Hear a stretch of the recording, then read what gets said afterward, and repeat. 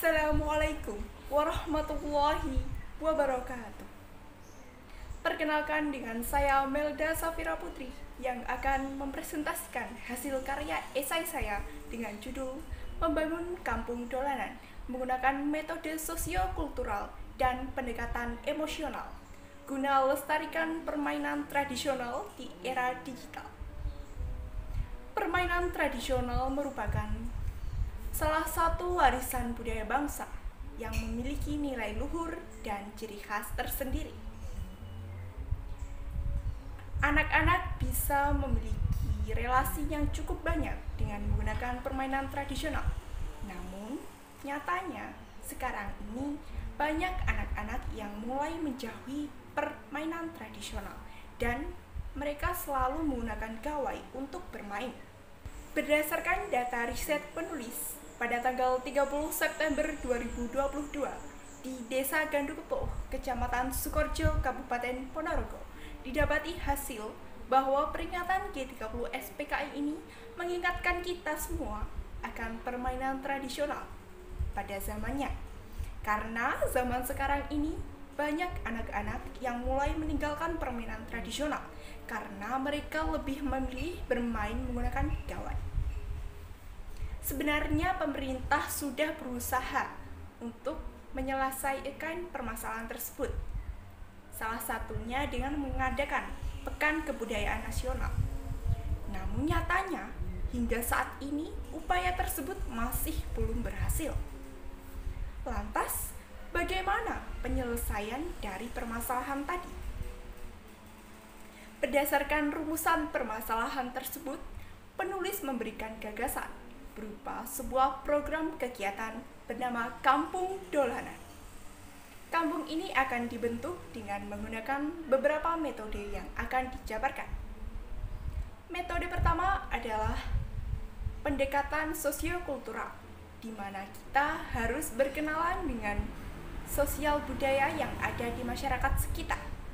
Contoh kegiatan pendekatan sosiokultural yang pertama adalah mengidentifikasi latar belakang sosial, di mana kita harus mengetahui permasalahan apa yang sedang terjadi di lingkungan masyarakat. Contoh yang kedua yaitu mengidentifikasi kebudayaan masyarakat, di mana kita harus mengetahui kebudayaan apa yang masih berlaku hingga sekarang ini di masyarakat.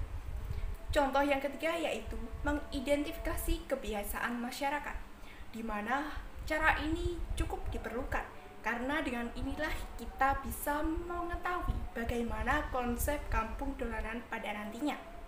Ketiga cara tersebut merupakan tahap awal dalam pembentukan kampung dolanan untuk melestarikan budaya permainan tradisional di era digital. Metode yang kedua adalah pendekatan tingkat emosional, di mana kita harus membentuk hubungan yang spesifik dengan masyarakat sekitar. Contoh kegiatan pendekatan tingkat emosional yang pertama adalah mengidentifikasi karakteristik masyarakat, di mana kita harus menyesuaikan karakter masyarakat dengan konsep kampung dolanan pada nantinya. Cara yang kedua yaitu mengidentifikasi keinginan masyarakat berdasarkan situasi, di mana kita harus mengetahui apa yang diinginkan masyarakat untuk kampung dolanan pada nantinya. Jika mereka memberikan beberapa masukan, maka perlu kita pertimbangkan. Dan jika masukan tersebut sangat baik, maka perlu juga kita terapkan. Kedua cara tersebut merupakan tahap lanjutan dalam pembentukan kampung dolanan guna melestarikan budaya permainan tradisional di era digital. Setelah melaksanakan kedua metode tersebut, maka kita bisa mulai membentuk kampung dolanan menggunakan hasil dari metode-metode yang dijabarkan tadi. Kampung dolanan ini bertujuan untuk memperkenalkan dan melestarikan permainan budaya tradisional kepada masyarakat, terutama kepada anak-anak.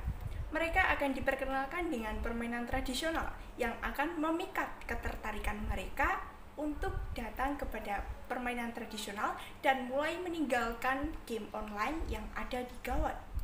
Jika metode pertama adalah pendekatan sosiokultural dan metode yang kedua adalah pendekatan tingkat emosional, maka permainan tradisional yang cocok untuk dikembangkan adalah permainan egrang. Mengapa demikian? Karena menurut Deputi Menteri Pemberdayaan Perempuan dan Perlindungan Anak mengatakan bahwa permainan tradisional egrang sebagai salah satu permainan yang ditampilkan pada CFD mengandung nilai-nilai luhur Pancasila seperti nilai ketuhanan, persatuan, kemanusiaan, musyawarah, dan keadilan sosial yang sesuai dengan metode pertama yang dijabarkan, yaitu metode pendekatan sosiokultural. Selain itu juga bisa meningkatkan intelektualitas, kreativitas anak, dan kecerdasan emosi anak yang sesuai dengan metode kedua, yaitu pendekatan tingkat emosional. Agar program kegiatan ini dapat terlaksana dengan lancar, maka diperlukan dukungan dari beberapa pihak, di antaranya yaitu pemerintah pusat maupun daerah, Kemendikbudristek, pelestari budaya, pecinta permainan tradisional, dan masyarakat yang akan menjadi objek utama dalam pembentukan permainan tradisional atau kampung dolanan. Berdasarkan uraian tadi, maka dapat diambil kesimpulan bahwa permasalahan kurangnya minat anak terhadap permainan tradisional dapat diatasi menggunakan program kegiatan kampung dolanan yang menggunakan metode sosiokultural dan pendekatan emosional, sehingga program kegiatan ini dapat diterima oleh masyarakat dengan sangat baik dan tidak kalah saing dengan permainan yang berada di era digital saat ini, sehingga akan tercipta masyarakat atau anak-anak yang cinta akan budaya bangsa, yaitu permainan tradisional. Demikian tadi merupakan presentasi dari hasil karya esai saya.